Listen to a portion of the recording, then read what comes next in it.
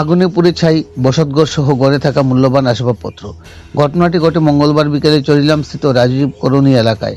বিধ্বংসী আগুনে কেড়ে নেয় ওই গ্রামের হতদরিদ্র অসহায় নারায়ণ দাসের বসতঘর সহ কষ্টার্জিত সহায় সম্পদ। বাড়ি মালিকের দেওয়া তথ্যে জানা গেছে বৈদ্যুতিক শর্ট সার্কিট থেকে আগুনের সূত্রপাত। বাড়ির মালিক নারায়ণের কন্যা পূজা এই বছর উচ্চ মাধ্যমিক পরীক্ষার্থী হিসেবে পরীক্ষা দিচ্ছে। জানা গেছে পূজার বই খাতা সহ মূল্যবান কাগজপত্র সব আগুনে পুড়ে ছাই হয়ে যায়। রাত পোহালেই বাকি পরীক্ষাগুলো আসন্ন। এমতাবস্থায় মূল্যবান বই পুস্তক সহ নথিপত্র খুইয়ে পূজা আজ নিরাশার দিন যাপন করছেন। অগ্নিকাণ্ডের ঘটনার খবর পেয়ে বিশালগড় দমকল বাহিনী ঘটনাস্থলে পৌঁছালেও ততক্ষণে সহায় সম্পদ সহ বিধ্বংসী আগুন কেড়ে নেয় সবকিছু। হতদরিদ্র পরিবারটি আগুনে পুড়ে একেবারে পথে বসতে চলেছে। বাড়ি মালিক আগুনে পুড়ে সহায় সম্পদ খুইয়ে সরকারি সহায়তার আবেদন জানাচ্ছেন। যদিও ঘটনার রাত্রিতেই চরিলাম মহকুমা প্রশাসনের আধিকারিক সহ চরিলাম মণ্ডল সভাপতি তাপস দাস ছুটে যায় ওই বাড়িতে, কথা বলেন ক্ষতিগ্রস্ত পরিবারটির সাথে। ওই দিন রাত্রিতেই চরিলাম মহকুমা প্রশাসনের পক্ষ থেকে 40,000 টাকার চেক তুলে দেওয়া হয় পরিবারটির হাতে। পাশাপাশি চরিলাম মণ্ডল সভাপতি তাপস দাসের তরফ থেকে রাতের জলখাবারের ব্যবস্থা দেওয়া হয়। তৎসঙ্গে পরীক্ষার্থী পূজা দাসের পাশে দাঁড়িয়ে আসন্ন পরীক্ষায় মনোবল বাড়াতে মহকুমা প্রশাসন ও মণ্ডল সভাপতির পক্ষ থেকে আগামী পরীক্ষায় পূর্বে সমস্ত বইপত্র সহ আনুষঙ্গিক আসবাবপত্র দিয়ে সহায়তার আশ্বাস প্রদান করা হয়, যাতে করে পূজা আগামী পরীক্ষায় বসে আশানুরূপ কৃতকার্য হয়। চরিলাম প্রতিনিধি রিপোর্ট, শ্যামলী ত্রিপুরা। দুপুরবেলা জানতে পারলাম যে আমাদের চরিলামের যে রাজীব কলোনি ওই এলাকাতে একটা ভয়ানক আগুন মানে যেটা মানে হয়েছে, আগুন লেগেছে। তৎক্ষণাৎ আমরা খবর পেয়ে প্রশাসন থেকে আমরা এটা ডিএম থেকে প্রথম মেসেজটা পেয়েছি আমাদের মাননীয় জেলা শাসক সিপাহীজলা ডিস্ট্রিক্ট, এবং উনি অ্যাকর্ডিংলি আমাদের এসডিএম স্যারকে ইনস্ট্রাকশন দিয়েছে যে ইমিডিয়েট এখানে গিয়ে তাদের আত্মীয় পরিজনের সঙ্গে দেখা করে কতটুকু ক্ষয়ক্ষতি হলো এখানে এসে দেখভাল করার জন্য। তো অ্যাকর্ডিংলি আমি এবং আমার সঙ্গে ডেপুটি কালেক্টর ম্যাজিস্ট্রেট 8 জন এসছে, গোজমক আর আমার অ্যাকাউন্টেন্ট বাবুকে নিয়ে, ক্যাশিয়ার বাবুকে নিয়ে আমরা এখানে এসেছি।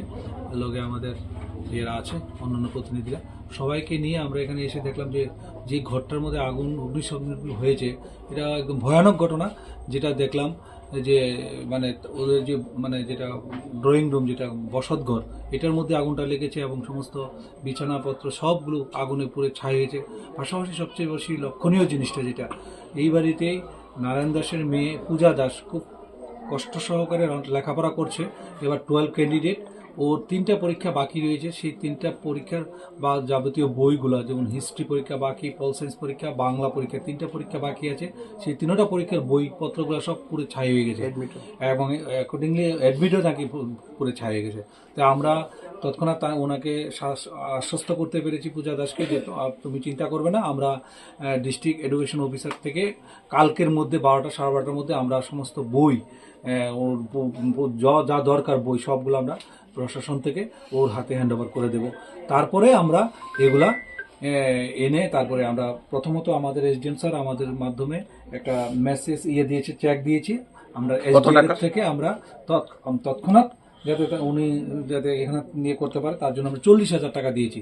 তারপরে বাকি আমরা একটা যে ফিজিক্যাল ইনকোয়ারি হবে, আমাদের তহসিলদার কালকে আসবে, এসে প্রিলিমিনারি ইনকোয়ারি করে এসডিআরএফ এর নর্ম অনুযায়ী যা দেওয়ার আমরা বাকিটা ইমিডিয়েট যত তাড়াতাড়ি পারি তাদেরকে দিয়ে দেওয়া হবে।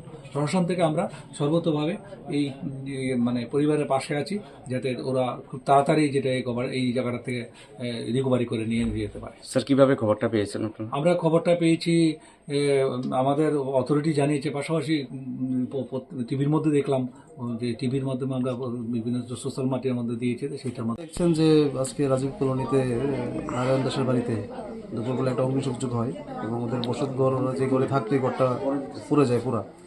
তো 12 ক্যান্ডিডেট ওনার এডমিট কার্ডটাও পুড়ে যায়, বইপত্র। তো মুখ্যমন্ত্রীর নির্দেশে ডিসিএম সাহেব এখন ওদের বাড়িতে 40,000 টাকা দিয়ে গেছে। আর আমরা মণ্ডল থেকে যারা এসেছি আমরা নিত্য প্রয়োজনীয় যেটা ইমিডিয়েট ওদের যেটা দরকার সেটা আমরা এখন প্রোভাইড করব।